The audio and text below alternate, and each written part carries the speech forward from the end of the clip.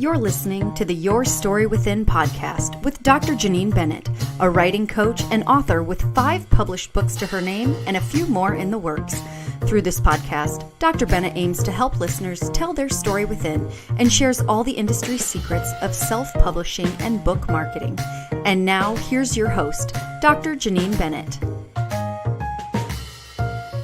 Hi, friends. Welcome to episode 35. Today, I'm going to talk about the 4 things you can do to become an author. So I often get asked what people can do to become an author. They're really eager to learn if there's some sort of magic formula or checklist they can follow to gain instant success. All right. Well, we've all been there. Okay. I too searched for something that would put me on the path to success. Well, unfortunately, I'm here to tell you there's no one size fits all. First, you have to decide what success even looks like for you. You know, what type of path are you on? But that's for another episode. Today, I'm going to talk about the 4 things that I believe are common to everyone who wants to become an author. Okay.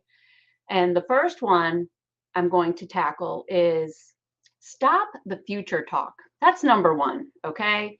If you constantly say things like, I'm going to write a book one day when, whatever when is, you know, it could be when I'm finished that, significant project at work, when I can drop to part-time and be able to dedicate more time to writing, or when my bills are paid off and I have the extra income to tackle writing a book, or when my kids are out of school. So here's the thing, friends.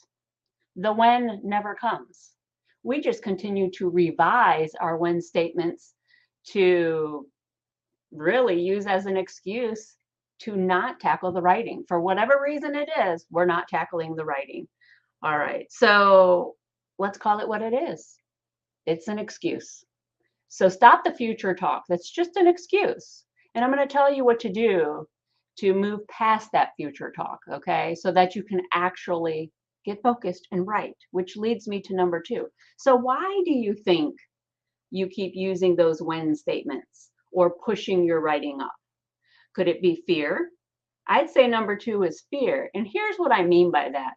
Fear could be the fear of the unknown. You don't know the writing process. You don't, beyond even the writing process, you don't know what it looks like from start to finish.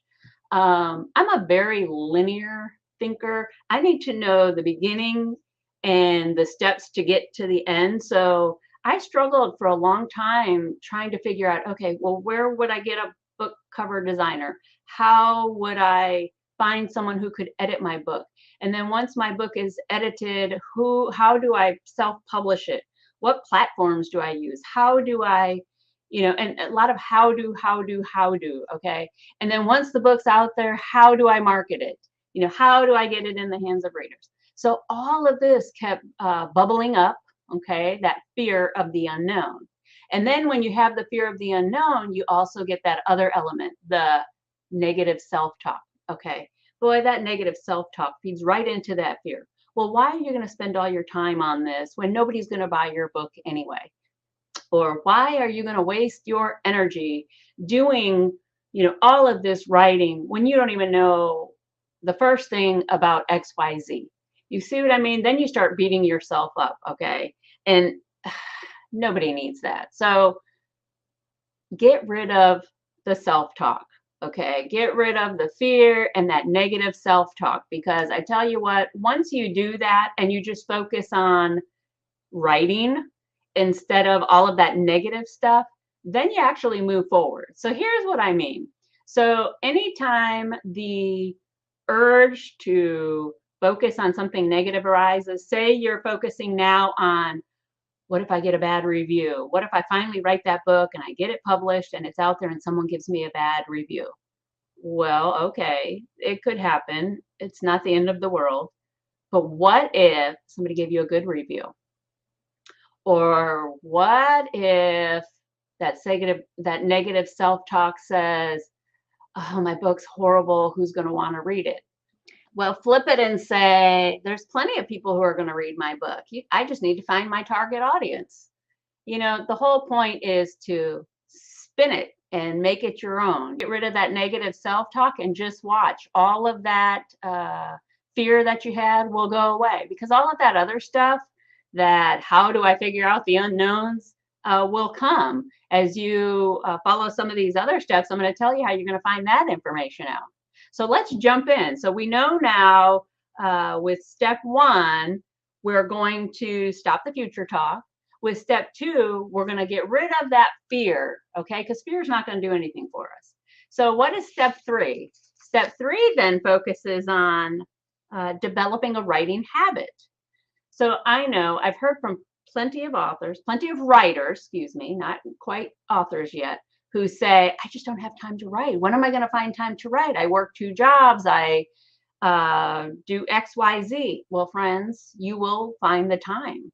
As an entrepreneur, college professor, volunteer for an organization, active volunteer, also with family, I will tell you that you make a way. And in my case, that way is very early in the morning.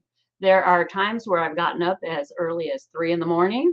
I used to, in my younger days, stay up late. I used to be able to stay up till midnight, get up at 3, to keep working.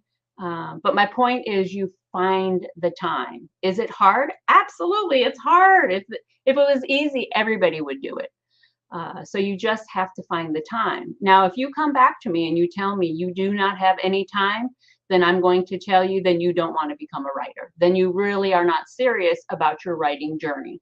Because the fact of the matter is, and I'm speaking truth because I love you, friends, we all have 24 hours in a day, 7 days a week. The successful authors out there who also have day jobs and are managing their time differently have the same amount of time, 24 hours in a day. All right, so you just have to figure out what works for you. So you need to develop a habit of writing. So when can you write? And just be consistent. Here, the key is you need to be consistent, okay? Consistency and commitment are key when it comes to writing. So if you can find even an hour, I was listening to a Stephen King, well, it was actually Stephen King in his book on how to write. And he was saying that he writes 2,000 words a day. And once his 2,000 words a day are done, he shuts down and he goes off and does other things. And he said within 90 days, he now has 180,000 words. All right, that's more than a novel. I have friends who are authors who write novels and they're 80,000 words. So that's about 2 novels in 3 months. Now, I'm not going to talk about rapid release and any of that kind of stuff. I'm just saying that, if you can't do 2,000 words, maybe you can do 1,000. And if you can't do 1,000, maybe you do 500. But my point is, you're just writing, okay?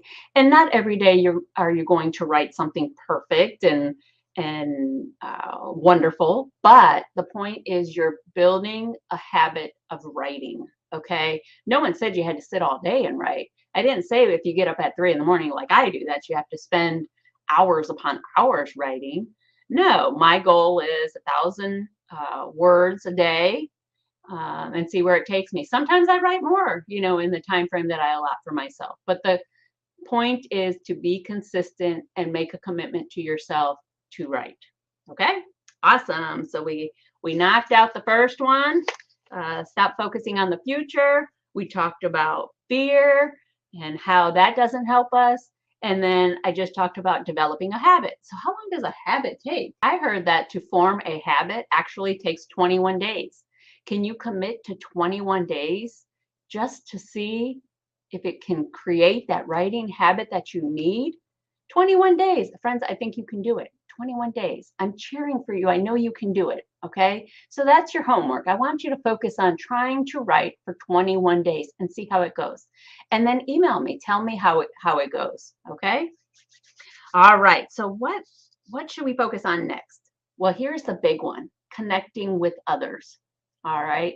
Join a writing group, a local writing group. And if you can't join a local one, join an online one. There's plenty of them out there.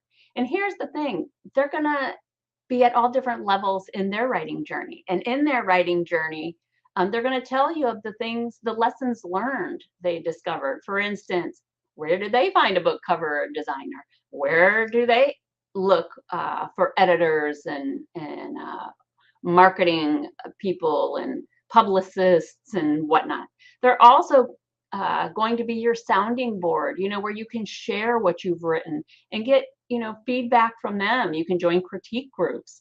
And here's the thing, they're not like the public in the sense that once you publish your book, you're fair game to anybody who reviews it. What happens is you can send your book to your critique group or this writing group, whatever group you join, and they'll look at it, and 9 times out of 10, they're not going to give you criticism in a negative manner. They're going to tell you if the book is good or not, but they may not come out and say, oh, this book sucks or it's crap, or they're going to say it in a much gentler way.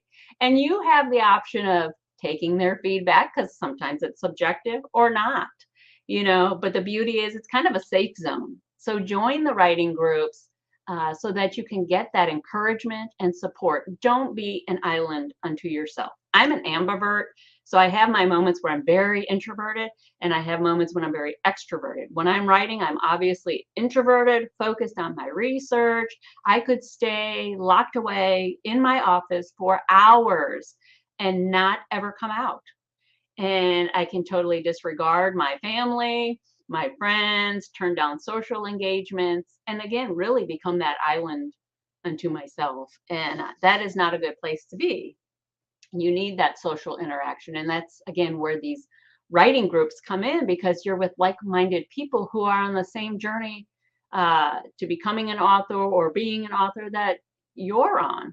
So friends, don't discount the social interaction needed and how much a writing community can help. Okay, friends, I know this was a short episode, but I've given you the 4 things that are common to all writers who want to become an author, and all authors even who have already published. Okay, stop the future talk, get rid of the fear, develop a commitment, a habit to write, and join a group of fellow writers.